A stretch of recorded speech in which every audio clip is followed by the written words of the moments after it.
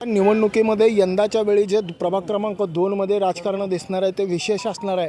अनेक वर्षापासून अगदी थांब थांब थांब थांब म्हणेपर्यंत ज्याला वेटिंगवर ठेवलं ते आज आपल्या सोबत आहेत आणि काँग्रेस पक्षाला अगदी म्हणजे गुळगुळीत शब्दामध्ये त्यांनी सांगितले की यंदाच्या वर्षी निवडणूक लढवणे काही शक्य नाही, मी निवांत बसणार आहे। पण राजकारण करायला मात्र त्याला कोणीच अडवलं नाहीत। केदार उंबरजे आपल्यासोबत आहे, काय निर्णय घेतला आहे? विकासाच्या माध्यमातून हा निर्णय मी या ठिकाणी घेतलेला आहे।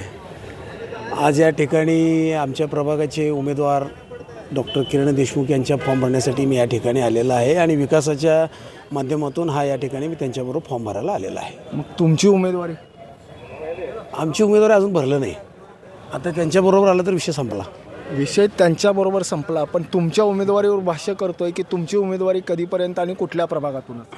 नाही, अजून तरी काय विचार झालं नाही, तसं काय नाही। आता त्यांच्याबरोबर उमेदवारी भरली, विषय संपला। तो त्यांच्याबरोबर फॉर्म भरायला आलेला आहे, विषय तो त्या ठिकाणी फॉर्म भरायचा थांबला। तुम्ही भाजपामध्ये प्रवेश केला आहे असं म्हणायचं का? आज त्यांच्याबरोबर त्यांनी मला बोलवले, एक भाऊ म्हणून, मोठे बंधू म्हणून आपण माझ्याबरोबर आला का? हो समजू शकता, म्हणजे भाजपामध्ये प्रवेश केला आहे तुम्ही? हो समजू शकता, राजकारणात काही होऊ शकतंय। नक्कीच। मी एक प्रसंग सांगतो, तुम्ही की मठामध्ये तुम्हाला आम्ही जेव्हा बघितलं त्यावेळेस आमदारांसोबत तुम्ही देखील होतो, काय चर्चा झाली, कशा पद्धतीने? नाही, काय नाही, मी महाराजांचं जगद्गुरू श्री श्री 1008 मल्लिकार्जुन विश्वराध्य शिवाचार्य महास्वामीजींचं दर्शन घेण्यासाठी आम्ही त्या ठिकाणी थांबलो होतो। त्यांचं दर्शन घेऊन आशीर्वाद घेऊन मी आलो। आता जर का उमेदवारी तुमची नसेल आणि डॉक्टरांची असेल तर डॉक्टरांचं मताधिक्य यंदाच्या वेळेस वाढेल? 10 पट वाढेल। नक्कीच। सोलापूर महानगरपालिकेच्या राजकारणामध्ये हे सर्वात मोठं ट्विस्ट आहे की केदार उंबरजे अनेक वर्षापासून जे भाजपामध्ये येणार अशी जी चर्चा होती ती अखेर ती फलित आली आणि हे सगळं करण्यासाठी ज्यांचं योगदान किंवा ज्यांचं स्ट्रॅटेजी आखली जाते ते शिवानंद पाटील आहेत। हे किती दिवसानंतर हा रिझल्ट आला? कुठला म्हणता आपण? केदार उंबरजेचा। हे बघा, आपण ह्या लोकशाही जत्रेमध्ये आज उतरलेला आहे। हे लोकशाहीचा आनंद सर्वांना अधिकार आहे, सर्वांना स्वतंत्र निर्णय घ्यायचा अधिकार आहे।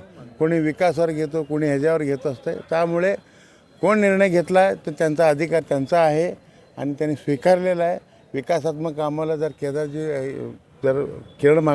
किरण देशमुखच्या मागे थांबत असेल तर 100% निश्चित विकासाच्या मुद्द्यावर त्यांनी निर्णय घेतला असेल।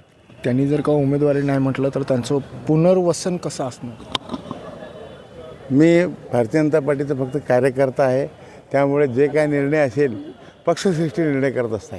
पक्षश्रेष्ठी लवकरच करेल असं वाटतं? निश्चित करेल। नक्कीच। ब्रेन न्यूज करता यासिन शेखसह मी नितीन पात्र।